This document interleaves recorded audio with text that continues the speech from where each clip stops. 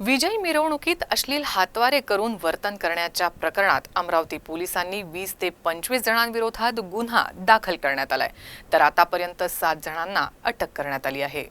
नवनिर्वाचित खासदार बळवंत वानखडे यांच्या विजयी रॅलीत अश्लील हातवारे करण्याच्या प्रकरणात कोतवाली पोलिसांनी 7 जणांना गुरुवारी ताब्यात घेतलं। राजकमल चौकात जल्लोष करत असताना काही तरुण अश्लील हातवारे करून शिवीगाळ करत असल्याचा व्हिडिओ सोशल मीडियात व्हायरल झाला होता।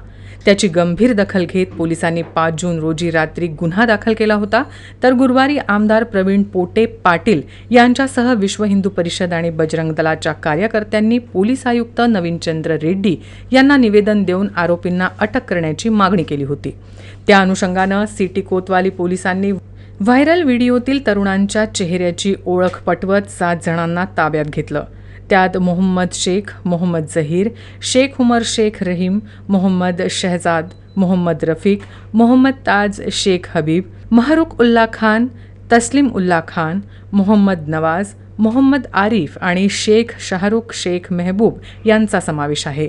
तर या प्रकरणी 20 ते 25 जणांवर गुन्हा दाखल करण्यात आला आहे। परवाच्या दिवशी जेव्हा लोकसभा निवडणुकांच्या मतमोजणीनंतर विजय उमेदवार घोषित झाले, त्याच्यानंतर राजकमल चौकामध्ये काही लोक या ठिकाणी एकत्र झालेले होते आणि ते एकत्र झालेल्या युवकांनी जल्लोष केला होता आणि या जल्लोषानंतर यापैकी काही तरुणांनी त्या ठिकाणी अश्लील हावभाव करत एक व्हिडिओ प्रसारित केला होता। त्या व्हिडिओच्या अनुषंगाने कोतवाली पोलीस ठाण्यामध्ये आम्ही या ठिकाणी गुन्हा दाखल केलेला आहे।